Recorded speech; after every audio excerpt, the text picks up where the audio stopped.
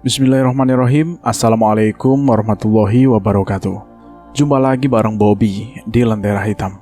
Untuk kali ini kami mau menceritakan tentang kisah Kualat Gunung Pulau Sari episode kedua. Cerita ini kami ambil dari Kumparan yang ditulis oleh Mbah Ngesot. Tidak usah lama-lama, kita langsung saja menuju ke ceritanya.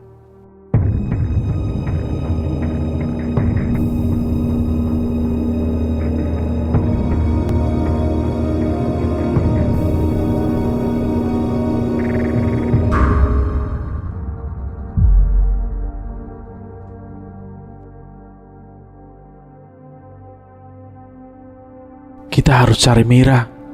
Tadi gua lihat Edi terjun di jurang. Kita cari dia juga.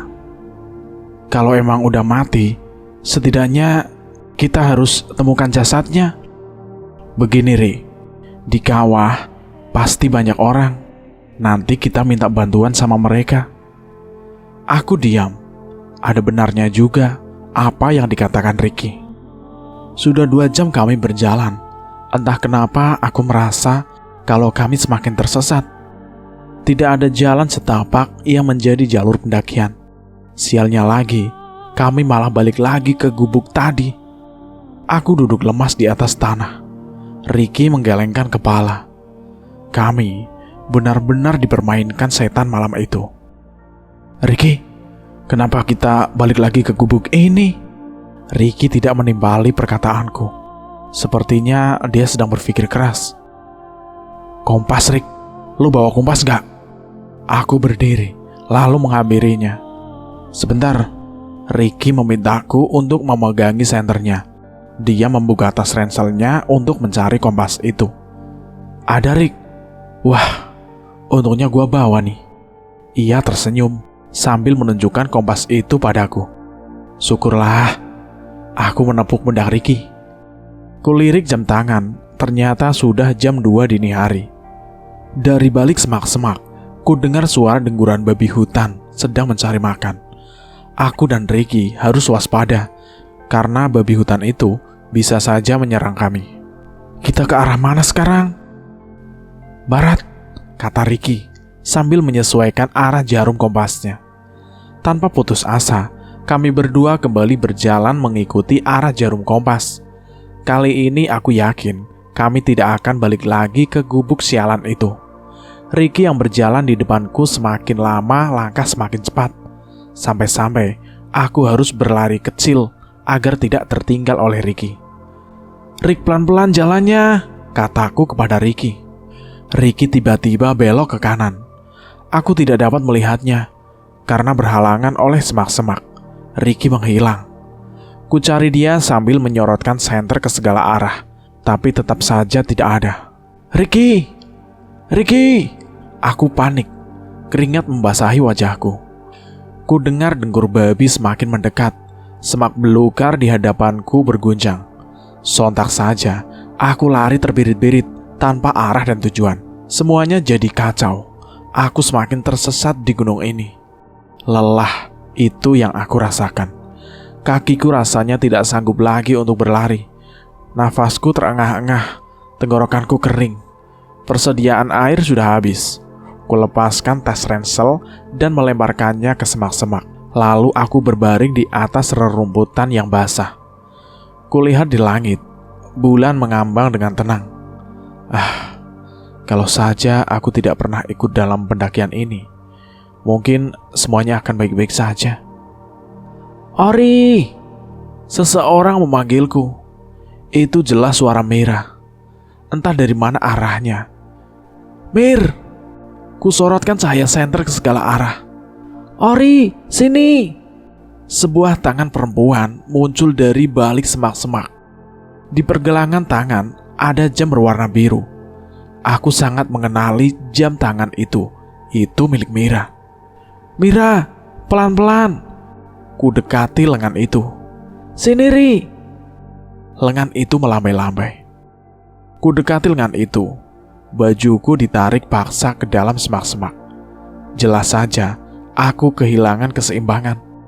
Untung saja Mira menahan tubuhku.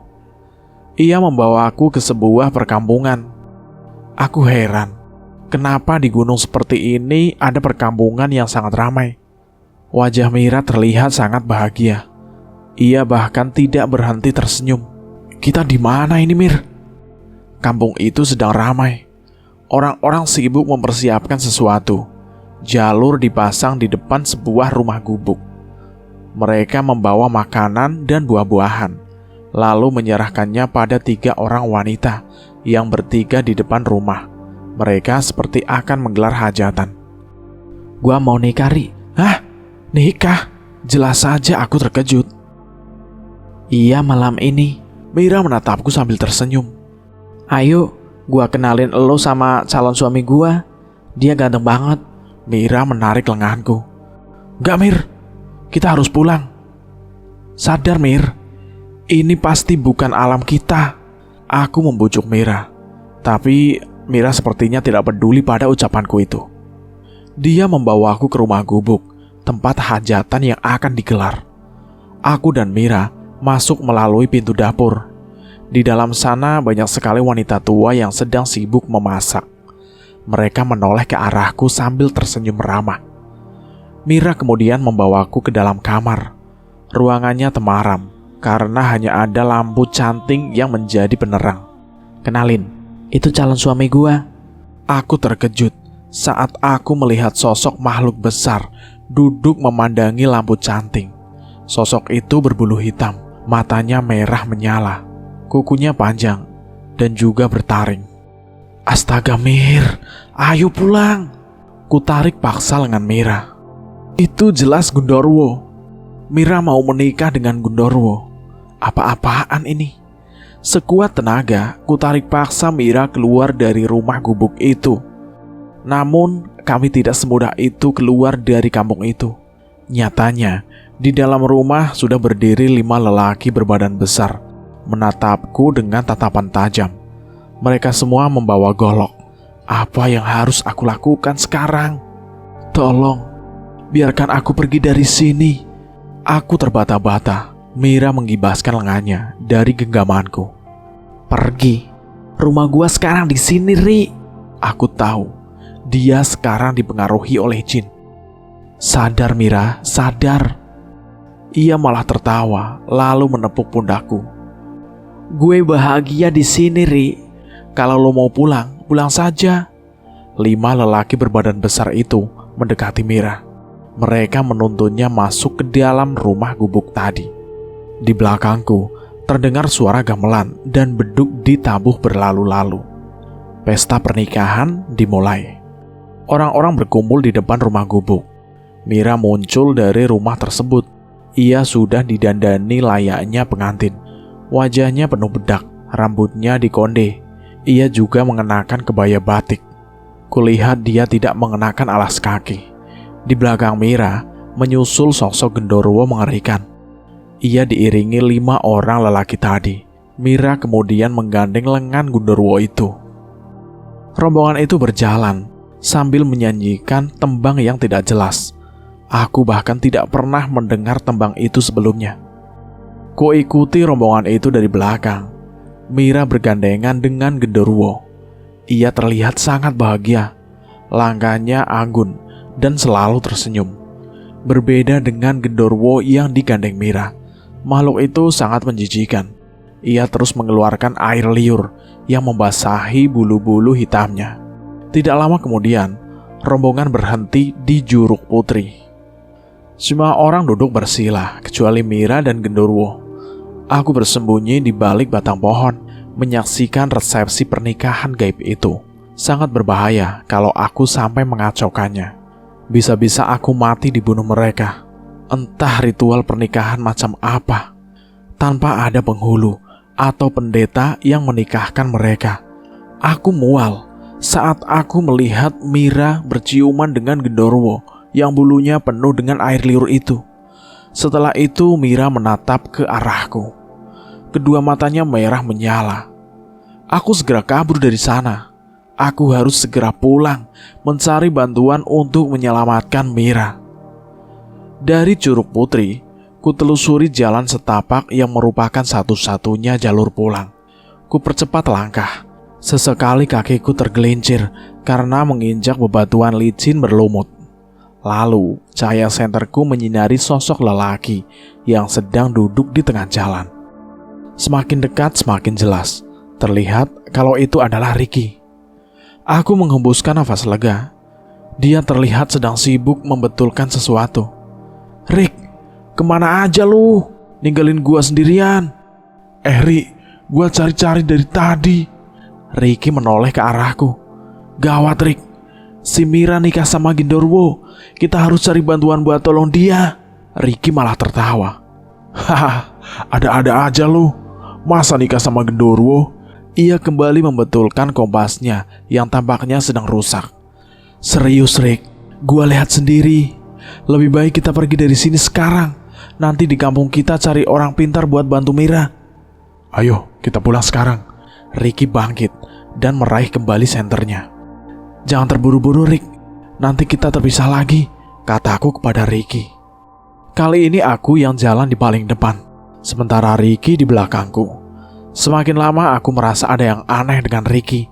Dia seringkali meludah, lalu tiba-tiba tertawa tanpa sebab, dan suka meracau sendiri. Itu bukan seperti Ricky yang ku kenal.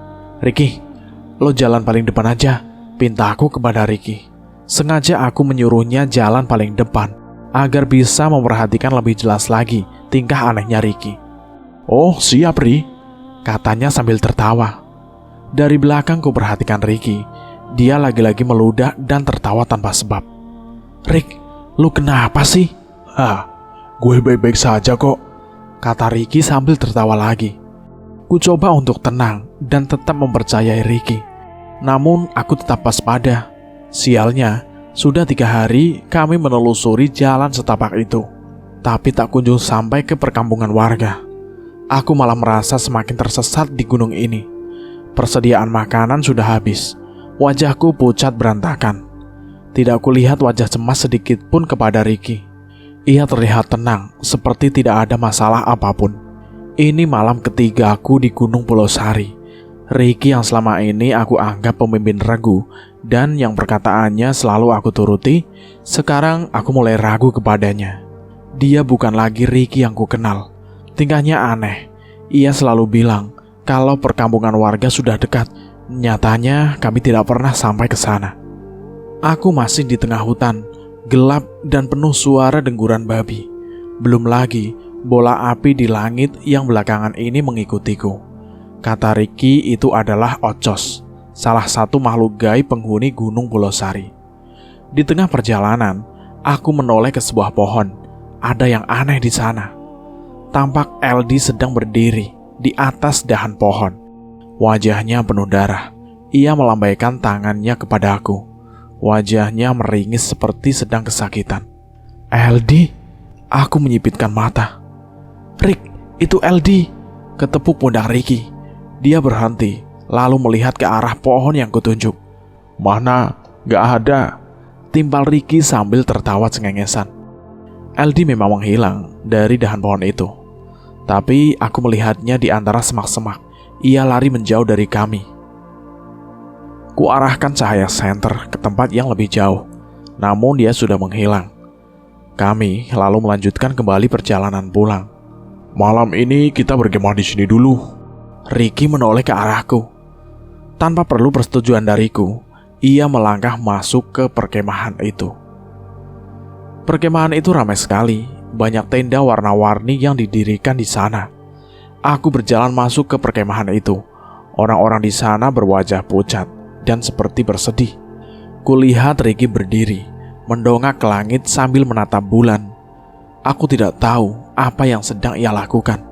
Ricky, bulan, dia bukan lagi Ricky. Lihat saja, tatap matanya mati. Ada belatung yang keluar dari kerah bajunya. Suaranya pun berubah, terdengar seperti suara seorang kakek-kakek. Aku mundur beberapa langkah, lalu lari meninggalkannya. Aku menjauh dari perkemahan misterius itu, menyusur jalan setapak, mengikuti kata hati. Langkahku terhenti saat mendengar seorang batuk. Suara itu berasal dari balik pepohonan. Kuarahkan cahaya senter ke sana, dan muncullah seorang nenek yang sedang menggendong kayu bakar. Ia menoleh ke arahku, lalu nyengir. Giginya yang hitam terlihat jelas tersorot sinar senterku. Aku mundur dan tetap waspada. Bisa jadi dia bukan manusia. Setelah itu, aku coba mendekatinya. "Nek, jalan pulang ke arah mana ya?" Aku bertanya kepada nenek itu dengan sangat berhati-hati. Ia menyeringai, seolah ingin mengatakan sesuatu. Tangannya menunjuk ke arah timur sambil tersenyum ramah. Tapi tiba-tiba wajahnya berubah menjadi sangat ketakutan saat melihat bola api melayang di langit. "Acas, acas," katanya terbata-bata. Dia sangat panik. Nenek itu lalu melihat lagi ke arahku. Kali ini dia mendekat. Langkahnya berat karena punggungnya menggendong kayu bakar. Ikut, itu Acas." Dia selalu terbata-bata. Mungkin karena dia sudah tua, jadi dia mengalami gangguan dalam berbicara. Nenek itu menarik lenganku. Sepertinya dia mau membawaku ke sesuatu tempat. Sesekali dia mendongak ke langit, melihat bola api yang terus mengikutiku. "Kita mau kemana, Nek?" Ke sana rumah," katanya sambil menepuk dadanya sendiri. Aku tahu, mungkin aku akan dibawa ke rumahnya.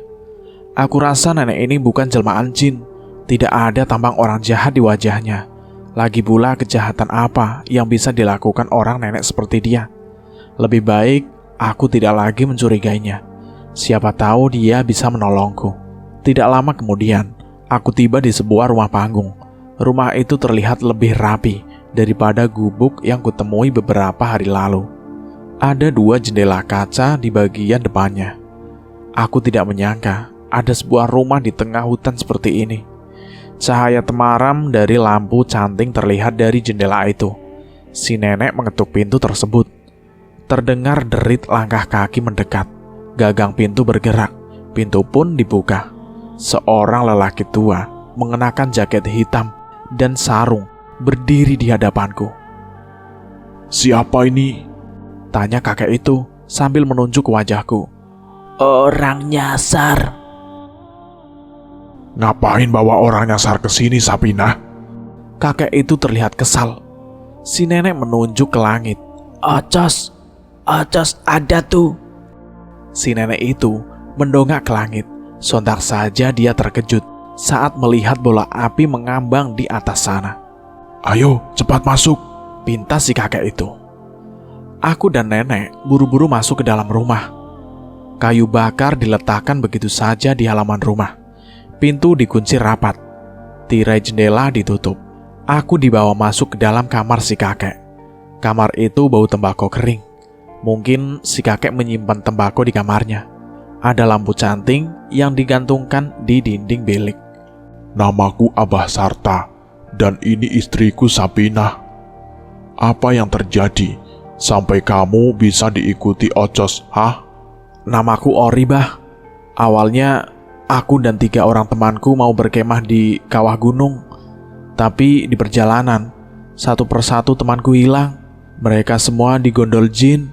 Abah Sarta menggelengkan kepalanya. "Apa kesalahan kalian?" "Teman saya mengotori Juruk Putri dengan darah menstruasinya," kataku kepada Abah. Abah Sarta terlihat sangat terkejut mendengar penjelasanku. "Gawat, itu gawat. Kamu tahu, sudah berpuluh-puluh tahun Pulau Sari aman dan tidak ada korban jiwa satupun. Gara-gara temanmu, bisa jadi para pendaki lain juga ikut celaka." Abah Sarta marah. Urat lehernya sampai menonjol. "Apa yang harus aku lakukan, Bah?" "Sulit. Ini sulit." Ia menoleh kepada si nenek. "Antar aku pulang saja, Bah. Tolong aku." "Kamu tidak bisa pulang," katanya sambil menatapku dengan tatapan cemas. Kenapa, Bah?" "Karena kamu sudah menjadi milik mereka." Mereka? Aku mengerutkan dahi. "Iya, para jin penghuni gunung ini." Perkataan Abah Sarta membuatku sangat terkejut. Tapi kata Pak Jaro, aku dan teman-temanku masih bisa diselamatkan. Dia bohong. Tidak ada yang bisa selamat dari kualat Gunung Pulau Sari. Dia pasti sengaja menyerahkan kalian pada jin gunung ini agar pendaki yang lain bisa selamat. Itu kesalahan kalian, dan kalian yang harus tanggung sendiri akibatnya, tambahnya Abah Sarta. Aku tertunduk lesu. Jujur, aku tidak mau mati di gunung ini. Tanpa kusadari, air mataku menetes. Aku menangis karena takut. Masih banyak hal yang ingin aku lakukan, dan aku tidak mau mati konyol seperti ini. Sudah, jangan menangis.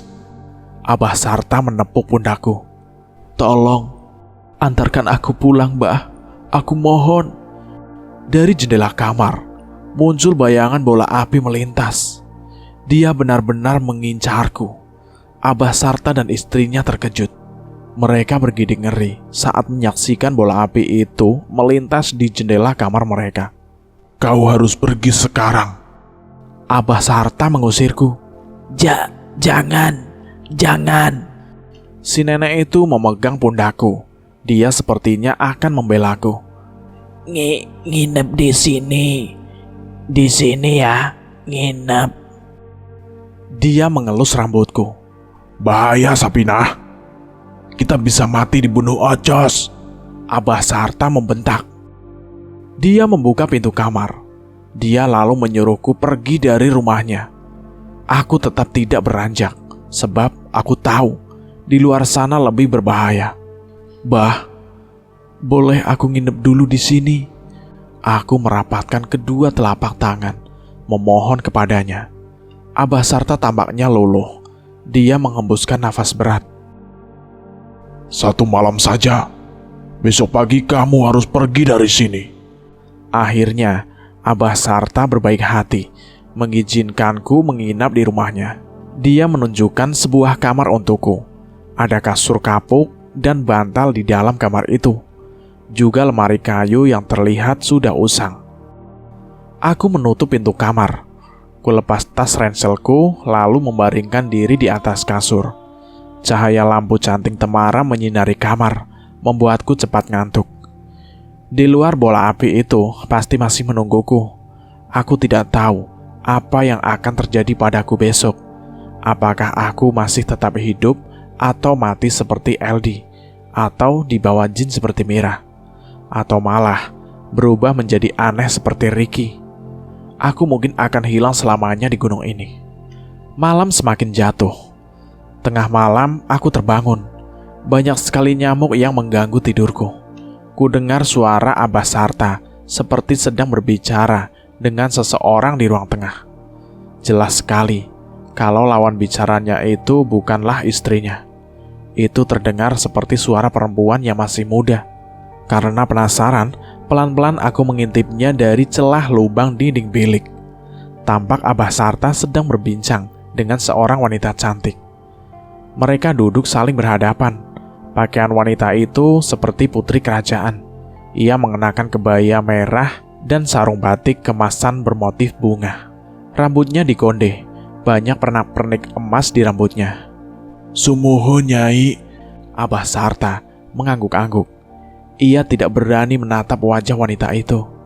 Jangan mengganggu mainan saya, kata wanita itu dalam bahasa Sunda. Aku mengerti artinya. Sumuhun, Nyai. Hampura kula. Abah Sarta kembali mengangguk. Aku semakin takut. Wanita itu menoleh ke arahku. Ia tersenyum dingin. Wajahnya putih. Tidak wajar seperti patung lilin. Aku menjauh dari dinding bilik, lalu kembali ke kamar tidur. Tidak lama kemudian, pintu diketuk tanpa ada suara memanggil. Aku pura-pura tidak dengar. Pintu kamar terus diketuk semakin keras. Tiba-tiba ada cahaya api yang terpancar dari jendela. Ocos itu muncul lagi. Kali ini dia melayang tenang di jendela kamar. Kuperhatikan bola itu ternyata mempunyai 2 mata seperti manusia. Ia melirik ke arahku dengan tatapan datar. Malam terasa panjang dan mengerikan. Pintu didobrak paksa. Abah Sarta melihatku dengan tatapan ngeri. Tangan kirinya memegang sebuah arit. Dadanya turun naik. Ia mengarahkan arit itu kepadaku. Jelas saja aku panik.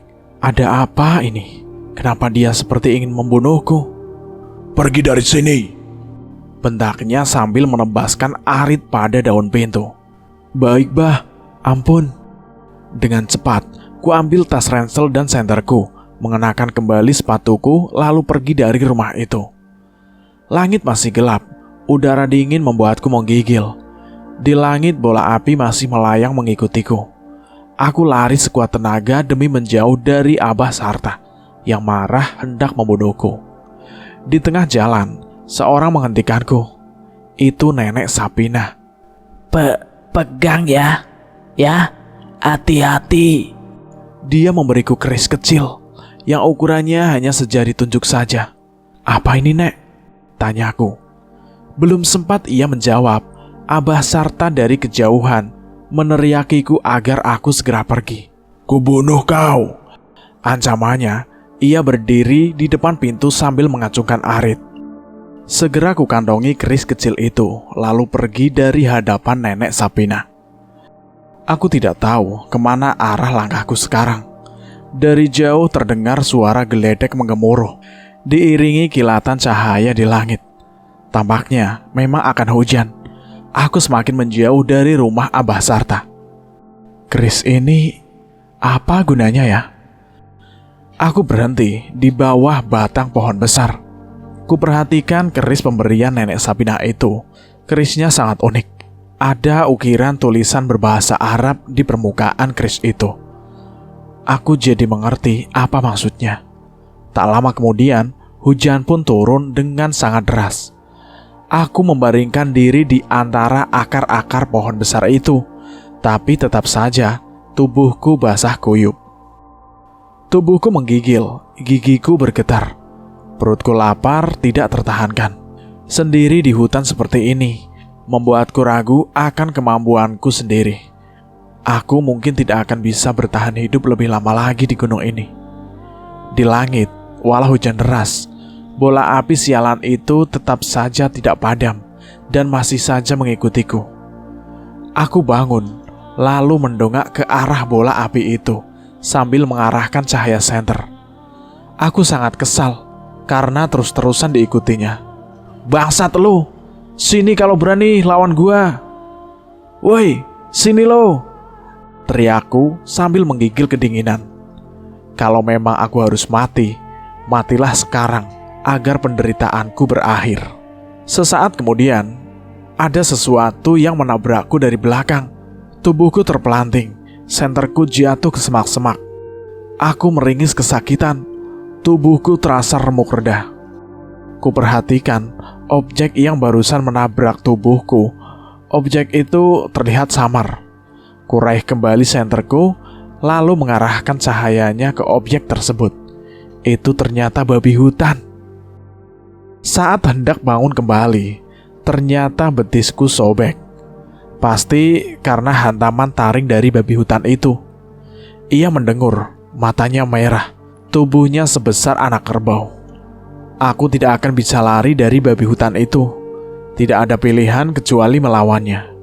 Babi itu lari dengan cepat ke arahku. Kurogoh sebuah pisau kecil dari kantong ranselku. Tubuhku diseruduk sampai terseret beberapa meter ke belakang. Ku pegang erat-erat kepala babi itu, lalu menebaskan pisau ke punggungnya. Babi hutan itu mengeluh. Ia menggibaskan kepalanya, membuat tubuhku terpental jauh hingga membentur batang pohon. Kulit babi itu terlalu keras. Pisauku hanya bisa memberi luka kecil di punggungnya.